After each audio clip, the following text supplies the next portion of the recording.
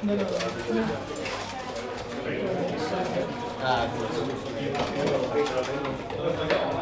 So camera's running. Yeah. And music, action on music.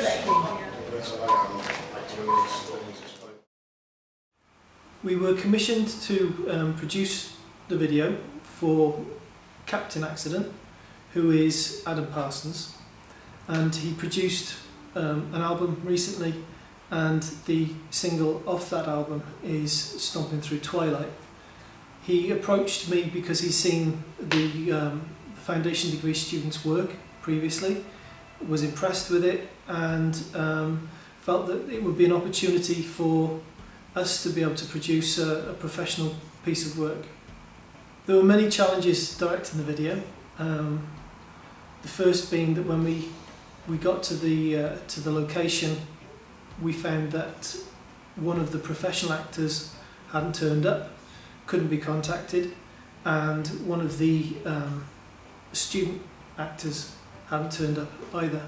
Dan Webb was production manager on the film, and he'd taken responsibility for sourcing the actors, and I think he did an excellent job, especially in finding Luke. And the three girls as well, they were brilliant. You know, he was tasked with finding three girls who would be willing to dance, as well as act as if they are three girls out for a good night, and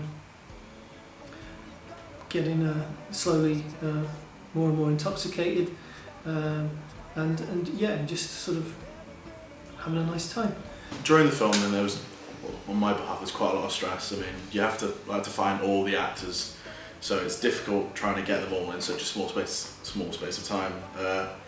One of the actors didn't turn up, which wasn't very good, but we managed to improvise and use one of the other actors who did come along. I found the actors through an online site called Star Now. I've used them before for films, the website before for different films I've done, and it was nice to be able to have them contact me straight away and sort of go, yeah, we're happy enough to do it, and stuff like that. The dancers I found through a friend of mine. She was happy enough to bring on other people she knew to come in and help out. It did save my skin a lot, but yeah, it was definitely a stressful day. The way that I approached the music video was not that much different to the way that I would approach directing a drama, because even if you're filming a documentary, it's still a story. You're still talking about characters and narratives, really. Even in a documentary, difference is with a documentary you've got to find the story within the footage, if you like. So with the music video, Sam had already written a narrative for it. He'd taken that approach because he'd taken the theme of Stompin' Through Twilight, of somebody out looking for a fight in order to have a good night. He'd taken that and he created this quite a dark narrative. Adam Parsons was very attracted to that. It's one of the things that actually sold it for him. But I needed to change that because the narrative that Sam had written was quite, it ranged across at least 4 different locations, and it was logistically going to cause problems for us. It would end up being quite expensive to actually make, etc. So therefore what I needed to do was to condense the nature of that narrative down into the action within the bar.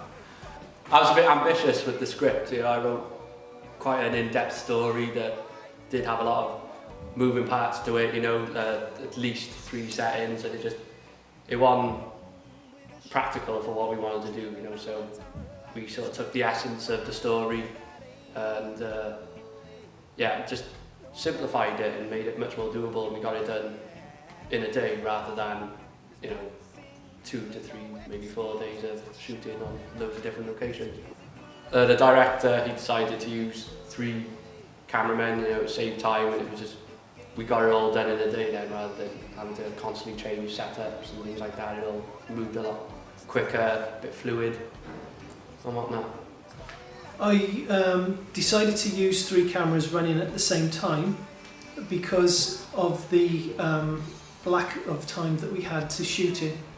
It was imperative that I got enough coverage to be able to put a narrative together that was going to cover a 3-minute film, a 3-minute music video, and it was difficult. I have to say, I've never actually done it like that. I've never shot like that before. And as a director, sometimes you have to kind of go with your gut instinct and fly by the seat of your pants. And in that instance, that's what I was doing. One of the problems that we did have working so fast and so close together was that sometimes camera people or actors would get in the way of the lights and cause, you know, ugly shadows across a featured actor's face. So in a number of cases, what we had to do was, in some instances, it was me. I had to literally pick a light up and move the light with the camera person, so that the light was not getting behind the camera person's head, and it seemed to work. It was, I mean, often in situations like that, you just got to, you know, go with what happens. I had a lot of confidence in the crew. I knew that they could do it.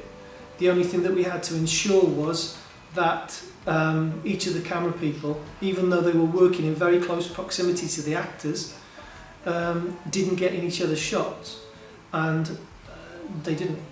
Working closely to 2 cameramen is it can be a bit of a challenge, because obviously you're tripping over each other's feet quite a lot. Every time we went for a take, Paul would say, right, Ash, I want you there, Matt, I want you there, Craig, I want you over there. But again, that made a problem occasionally, because we would be in each other's ways, but we would just sort of, because we'd worked with each other before, like I've worked with Ash a bunch of times, I've worked with Paul a couple of times, so it was probably the best way to do it, because it meant that we got the most diverse range of shots in like an efficient amount of time. So you got the scene, the structure of the scene. We knew what scene was coming up, and then Paul would sort of have a whisper in our ear and tell us what to focus on. So there was obviously a lot going on in each scene.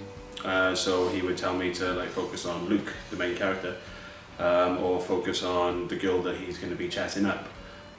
He tended to just sort of leave us then to our own devices, knowing, because we've worked with him before, he knows what our camera style is like, and he just sort of left us to it to carry on.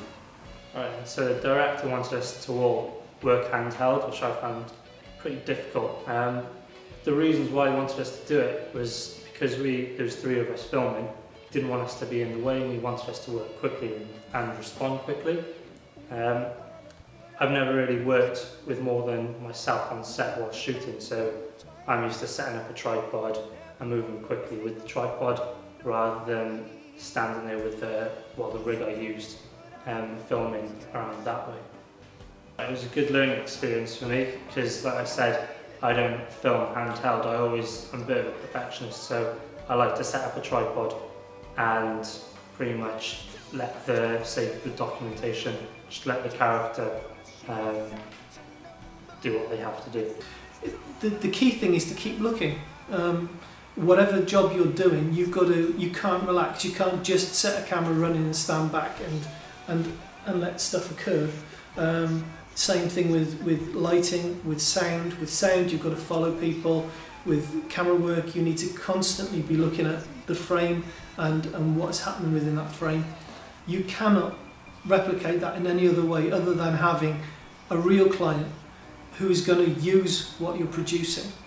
And every single one of those students taking on those roles are working in a professional manner, with a certain sense of urgency and if you like, not fear, but there's a certain piquant sort of anxiety. There's a concentration because of the importance of every single shot. I think everybody got an awful lot from it.